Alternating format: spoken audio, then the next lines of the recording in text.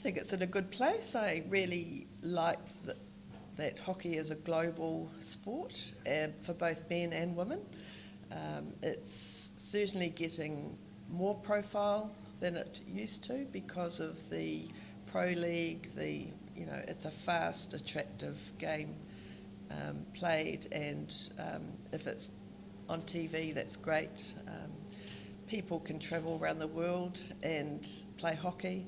I think the New Zealand hockey, it's been great getting to know Black Sticks that are part of that program and supporting them. We've had amazing Black Sticks play in our club, and so that's been really good to be able to support them. And then, of course, we follow them wherever they are. And I think it frustrates me that it doesn't always get the public profile sometimes in New Zealand. And I even wrote to the Herald recently when they had the series with Australia men against our New Zealand men, and nothing was in the paper. So I wrote an email to the Herald about that. But I think it's got a huge future if we can make the most of the international aspect of the game. Yeah. John, your thoughts on the sort of contemporary game and where it could head and at sort of, I guess, the impact on clubs and things like that? Yeah, the environment has changed dramatically, right? And certainly having COVID has, I wouldn't say created cracks as much as exposed the cracks. The commercialisation of sport on the one hand has had a significant impact, through the last 10, 15 years particularly, where players were starting to be seen as products rather than human beings, and the pressure on athletes at the elite level became quite significant. And of course, some athletes go overseas to, and rightly, earn what they can and doing the things that they enjoy doing.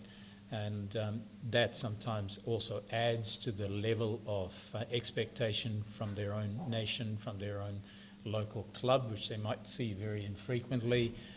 So that side has escalated quite somewhat. The other side of it here in New Zealand, of course, and probably in general in the West, is the increased litigation side of things. We've got so much more compliance stuff weighing on not-for-profits, which puts an enormous pressure on staff in particular, but also boards. And you need a level of competence that wasn't required. And I'm just, flabbergasted at the level of contribution that, for instance, Diana makes and others within Howick Pakuranga, running such a significant sized club with all its complexities. Thank you, Diana. And still staying there with all the things that happen. And globally, it's much the same. But I think one thing that we have in Aotearoa New Zealand, and it's something that I'm really passionate about, is we often see that it's really healthy for our players to go overseas and compete, either at club level, whatever it might be, the competition that they're a part of overseas. I believe we have something really special here. Our competitions are really good. And my hope and my vision is that players overseas will see this as a destination of choice, and they will come here to participate in our competitions. What's not to like about Aotearoa New Zealand? You have the Alps, you have rivers, you have forests, you have, everything, and good sport, and our hockey people are good people. Essentially good citizens and good sense of community within hockey playing clubs and associations and within the nation as a whole. So I think, as Mike Bignell, chair of New Zealand Hockey, puts it from time to time, we're probably the most undersold sport in New Zealand. So I really think we need to reverse our mindset that we are the destination of choice, and we can bring some input from others into here as much as sending our players overseas to gain experience. And the global game is changing and it will continue to change. But I think we need to retain the sense of we are good enough to compete at the top level and be the best. And if we're not winning the gold medal, we'll still be winning the gold medal as really good hockey players, good hockey people, and good solid citizens and good human beings.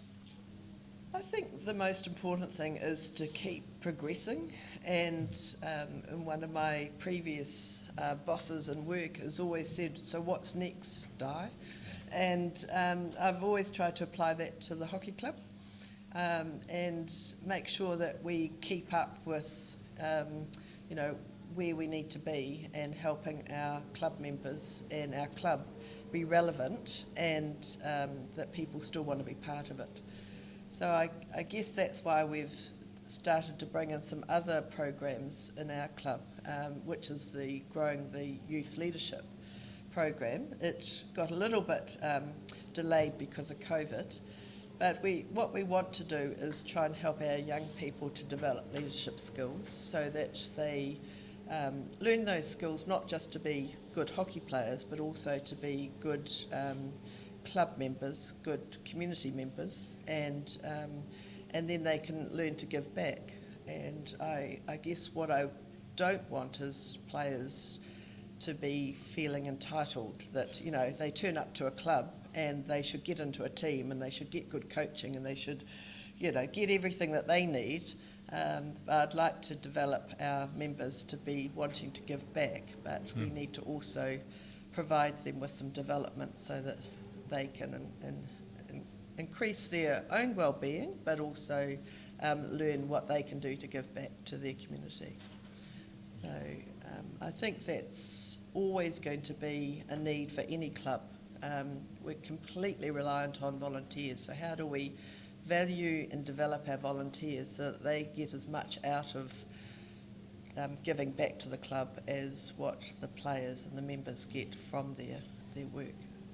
Services becoming a foreign word in some parts of society. It's so hard, and if you look at the key people in our club, we're very fortunate to have young people, younger than me, involved in running the club, and they're still players, which helps keep it all relevant, and they're doing an amazing job.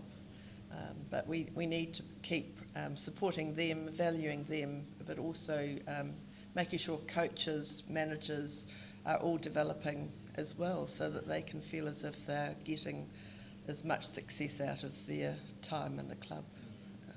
The fundamental aspects that from a personal level and as at a club level that you mentioned, Dinah, absolutely endorse.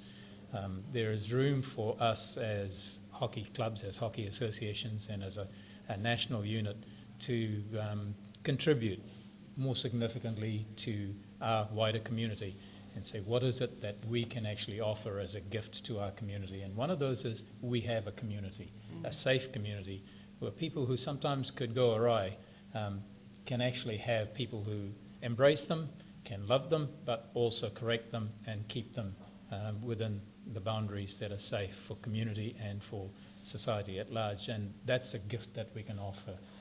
And the sport itself, what's not to like about hockey, right? So that's a special aspect of it from a personal and at a club level. I think at a, you asked what might we have missed. I think one of the things that may be worth mentioning is hockey has survived and thrived at a time when many other sports and not-for-profits aren't and are struggling because of the sense of unity, sense of passion, and a sense of vision about how we can continually reinvent ourselves and stay ahead of the game rather than play catch-up or be reacting. So I think it's important that we stay nimble and not be sucked into the bureaucratic mess that often institutions find themselves in, staying nimble and light-footed, and that way we can actually move quickly. One of the great things about that is having a lot of volunteers and having staff who are really credible and have the experience and the know-how within the business, but also within the sporting business, and be able to move and help move the organisations quickly when it's needed. And being far-sighted enough to know that this is a darn good game, and we still need to change it when it's needed, and understand where the changes need to happen, and be geared up for that movement and have people on board. So I think it's an exciting future ahead for hockey, and most of all, it's the people that make it what it is. And I'm every day really privileged and humbled to have had the experiences that I've had and people who've embraced me and the opportunity to contribute in some small way alongside others. It's an incredible privilege, and I'm just grateful to all of those people, to hockey in general, and to you for today. Thank you.